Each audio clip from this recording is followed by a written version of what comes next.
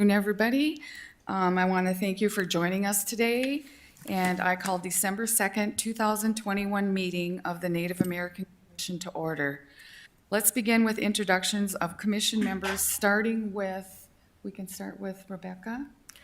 Good afternoon, Rebecca Knudsen. I'm the liaison to the Native American Commission from the Fargo Board of Education. Good afternoon, Sonia Donahue, member of Turtle Mountains. Whitney Fear, Ogallala Sioux Tribe. Lenore King, Sisseton Wahpeton Oyate. Emily Sargent, White Earth Nation. Ashley Littlewolf, Boise Fort Band. Is there anybody on air, on the phone? No? Okay. All right. So first of all, we're going to approve the agenda and the minutes. And can I get a motion to approve the agenda and the minutes? I'll make a motion to approve the agenda and minutes as included in the packet. Can I get a second? Second. All those in favor say aye. Aye. Opposed, same sign. Okay, motion carried. Okay, and we're gonna go right, we're moving along fast today. Public comment for citizens to be heard. The next item is public comment. Those who wish to address the commission must use the sign-in sheet. Speakers must state their name and will be limited to the 3 minutes. Comments should not contain profanity or personal attacks. Staff, do we have anyone signed up for public comment? Yes, we have one member, Tracy Wilkie. Okay. Tracy? Baju Indiwim Magandang Idog.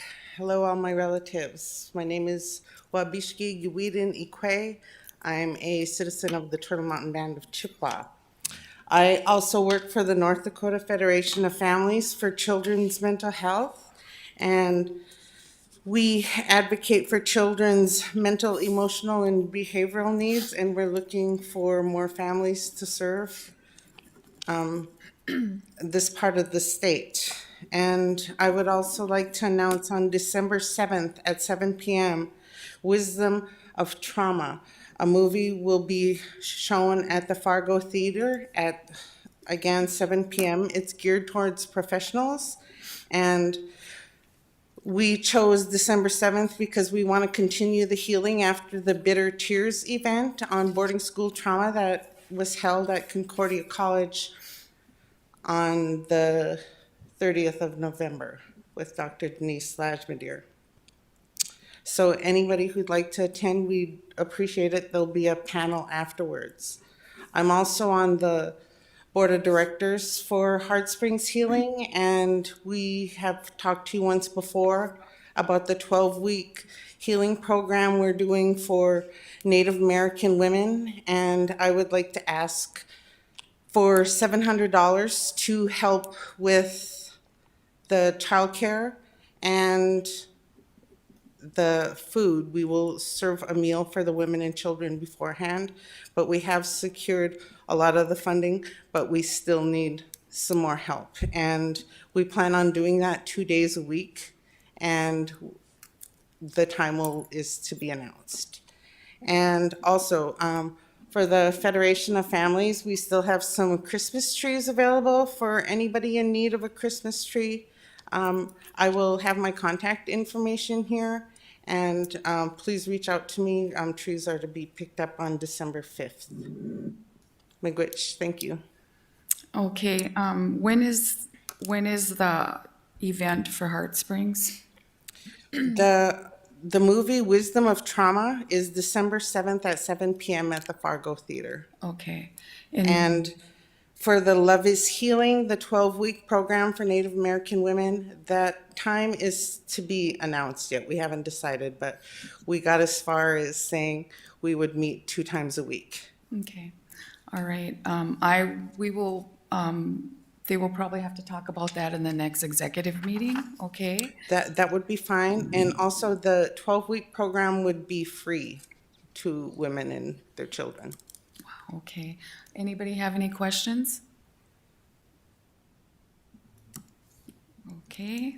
Thank you, Tracy. Yes. All right, so moving forward here, with the elections, per our bylaws in January, Vice Chair Whitney Fear will transition into the chairwoman. And the new vice chair shall begin their 2-year term. And the executive nominating committee for this position, and we have found out that Emily Sargent is willing and would be best fit for the vice chair. And recommended action to elect Emily Sargent for the position of the vice chair of the Native American Commission. Okay. And I want to say thank you. It's been great being the chair for the last 2 years, and we've learned a lot. We grew together, and it was amazing. I'm just so glad to be a part of that. So we can move forward here. And then if you look into your packets here, the Native American Commission meeting dates for the calendar year of 2022. And this is informational only, no action is required. So, and then this is going to be a short meeting. Does anybody have any reports on the Indigenous Association? Chair King, can we back up to Oh. the meeting schedule? We need a motion, or not the meeting schedule, but the elections. Item 4, we need an action on that. Okay, all right. So can I get an emotion to approve Emily for vice chair? So moved. Okay, second? I'll second that. Okay, all in favor say aye. Aye.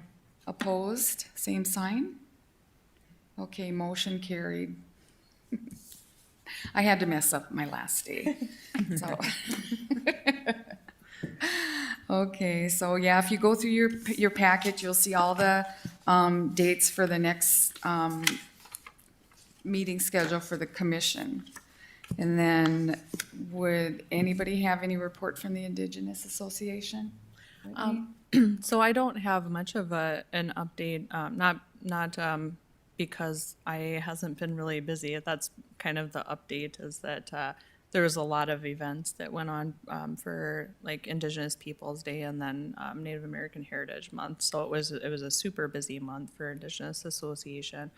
And the stuff that we were involved in at last meeting, Brandy King kind of gave a summary of what we were going to be doing. So I feel like it would be kind of repetitive to go. We did all the stuff that Brandy said we were planning. So that's the update on that. We have, as a board, developed some subcommittees, and so those are now established and working on meeting for the first time as subcommittees.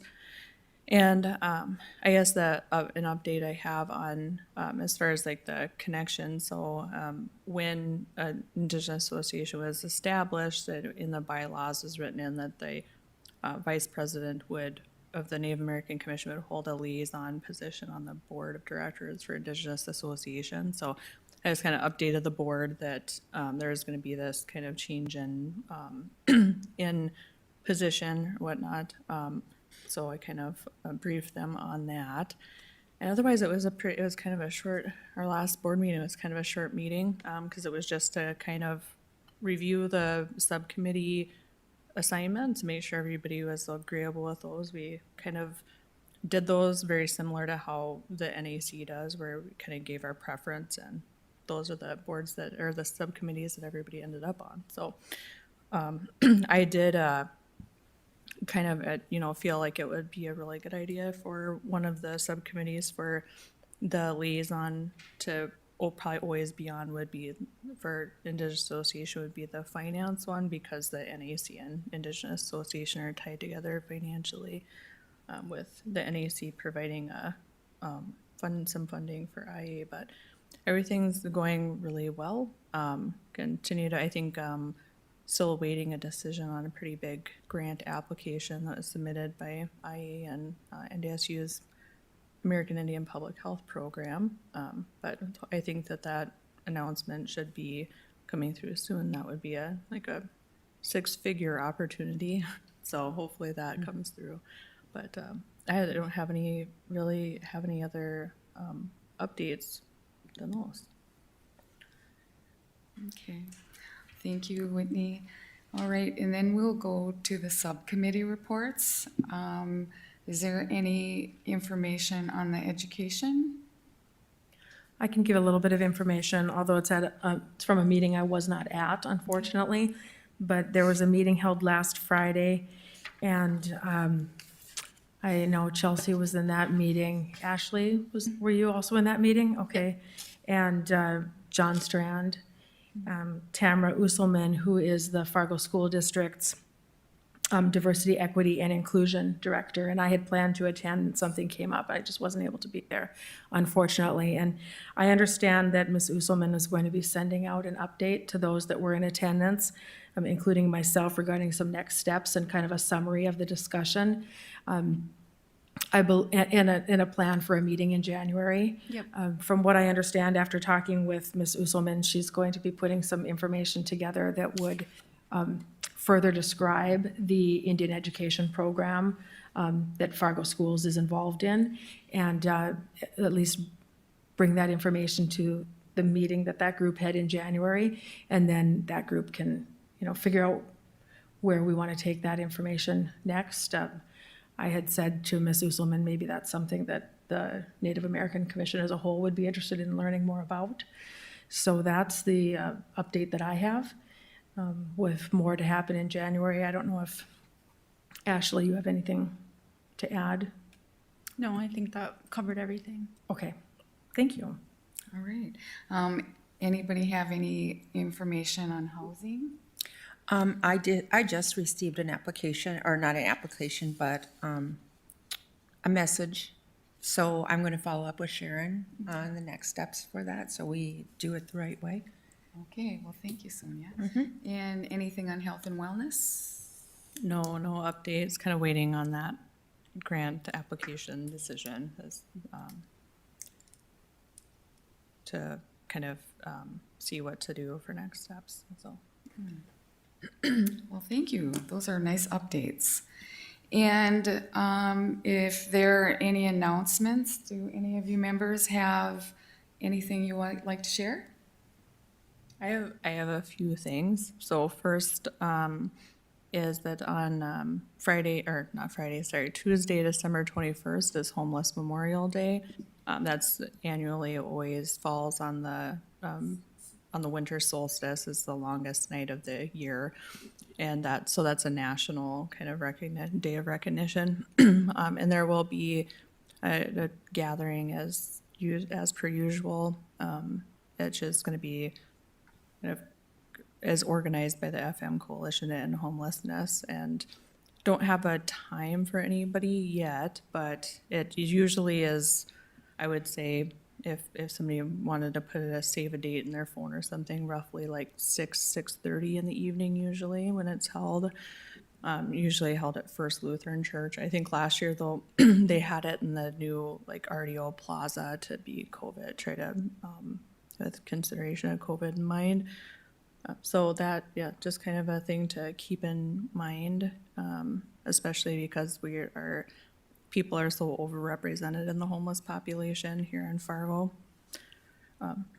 And I think that it means a lot whenever lots of members from the community show up. I'd say the homeless population expects service providers. They don't expect members of the community.